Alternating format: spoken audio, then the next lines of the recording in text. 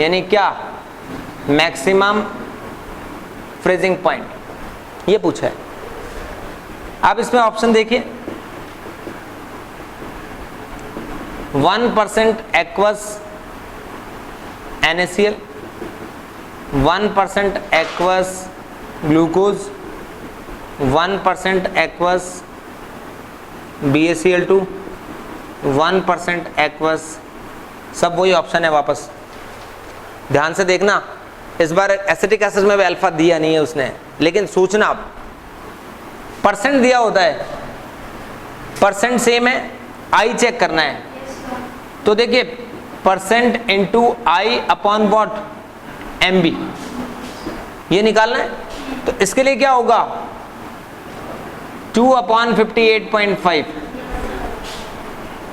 ये क्या होगा,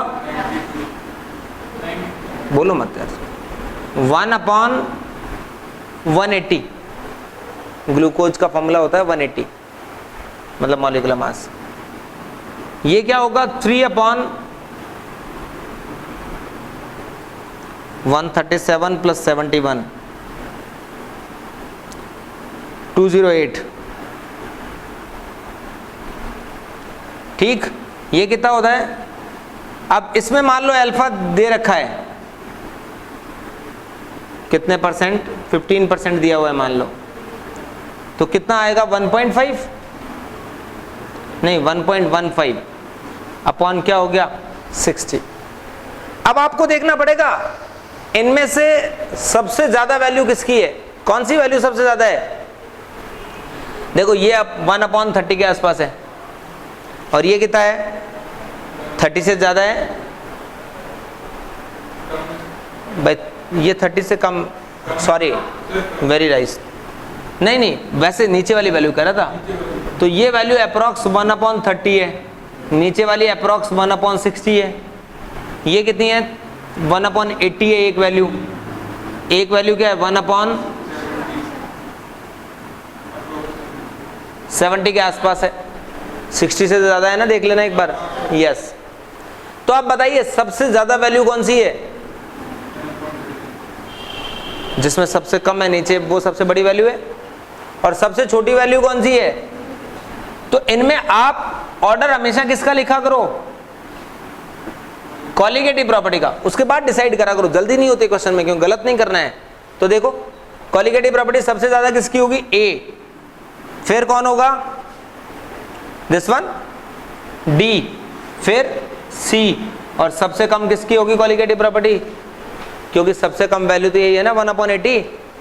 तो कॉलिगेटिव प्रॉपर्टी जिसकी वैल्यू सबसे कम होती है वो सबसे कम, ज्यादा है वो सबसे ज्यादा। अब बताओ किसका ऑर्डर चाहिए था आपको, फ्रीजिंग पॉइंट का। तो आंसर क्या हो जाएगा, तो सबसे ज्यादा किसका होगा, बात आई है समझ में। फ्रीजिंग पॉइंट मैंने बताया था ना, देखिए कॉलिगेटिव प्रॉपर्टी का मतलब क्या हुआ, फ्रीजिंग पॉइंट में डिप्रेशन ज्यादा होगा, तो जब ज्यादा डिप्रेशन हो जाएगा तो क्या हो जाएगा, वो कम हो जाएगा ना। तो जिसमें फ्रीजिंग पॉइंट डिप्रेशन सबसे कम होगा उसका फ्रीजिंग पॉइंट या हिमांक जो होगा वो सबसे ज्यादा होगा। सुनो, आई से इसलिए नहीं होगा खाली, क्योंकि आई पे भी डिपेंड कर रहा है, एमबी पे भी तो डिपेंड कर रहा है। ये चारों सेम होते जब तो आई से कर देते हैं हम।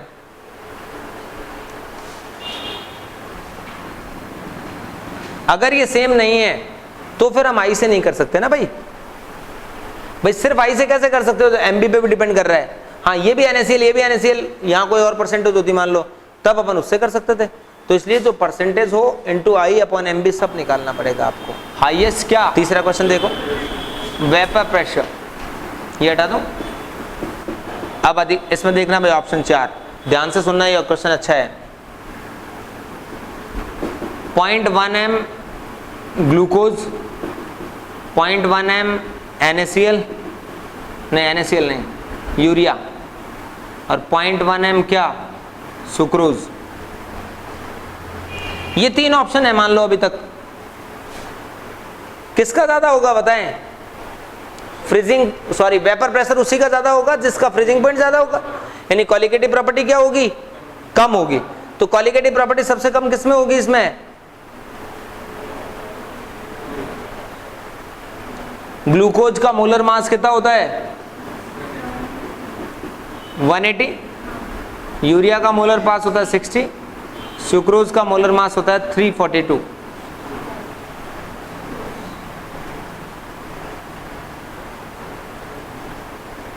सबसे कम वैल्यू किस में आएगी? और चौथा ऑप्शन कुछ नहीं है तो ये लिख दो,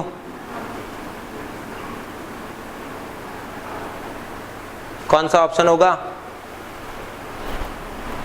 बोलो?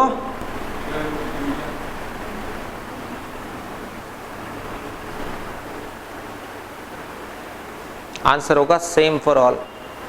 कैसे? देखिए क्या दे रखा है, मोलैरिटी। मोलैरिटी क्या क्या होती है? Given mass upon molecular mass into volume. तो मॉलिक्यूलर मास जो भी था वो एडजस्टेड है, वो तो सेटल हो गया। तो फिर इन मॉलिक्यूलर मास से हमें क्या लेना देना है? बात समझिए भाई, मॉलिक्यूलर मास तो मोलैरिटी में कंसीडर हो गया ना, तो किससे?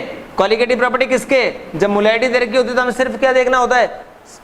मोलैरिटी दे रखी होती तो क्या लगाते हैं? C इंटू आई। C सबका सेम है और I भी बाई चांस सबका सेम है। I कितना है 1 फॉर ऑल और C सेम है ही, दैट्स वाई क्या हो गया? Same for all. समझ गए? ये चीजें ध्यान रखनी पड़ेगी सब के सब। तो अब कोई भी तरह का क्वेश्चन आएगा तो अब सारे क्वेश्चन कर पाएंगे हम। यानी मोलैरिटी दे रखी हो जब तो सिर्फ मोलैरिटी इंटू आई से चेक करो, और अगर मोलैरिटी नहीं देकर मास परसेंटेज ये दे रखी हो तब मॉलिक्यूलर मास कंसीडर होगा, क्योंकि वो अभी तक कंसीडर किया नहीं था अपन ने। ऐसे दिया होगा तो कौन सा आंसर होगा? 5/60, 5/180। ध्यान से देखो 5 into 1/180, 5 into 1/60, 5 into 1/। Vapour pressure उसका ज्यादा होगा जिसकी क्वालिटेटिव प्रॉपर्टी सबसे कम होगी। सबसे कम क्वालिटेटिव प्रॉपर्टी उसकी होगी जिसमें वैल्यू सबसे कम आएगी। तुम बताओ। हाँ, तो सुक्रोज वाला आंसर होगा, यूरिया आंसर नहीं होगा। समझ गए? ऐसे आंसर देना होता है कि आप इनको निकाल लें, इनमें जो भी, और हमेशा यहां लिख लिया करो ना सीपी का ऑर्डर लिख लिया करो, फिर उसके बाद आंसर दिया करो। तो सबसे कम वैल्यू ये है तो सबसे ज्यादा होगा बी का, फिर कौन हो गया? ए का, और सबसे कम किसका होगा? सी का। तो इसलिए फ्रीजिंग पॉइंट या वेपर प्रेशर क्या होंगे? और वैसे बॉइलिंग पॉइंट की बात आती तब आंसर कौन सा होता? ये होता। तो चीजें मैंने आपको क्लियर बता दी है। बॉइलिंग पॉइंट तो क्वालिटेटिव प्रॉपर्टी की तरह ही होता है, लेकिन फ्रीजिंग पॉइंट और वेपर प्रेशर में क्या होता है?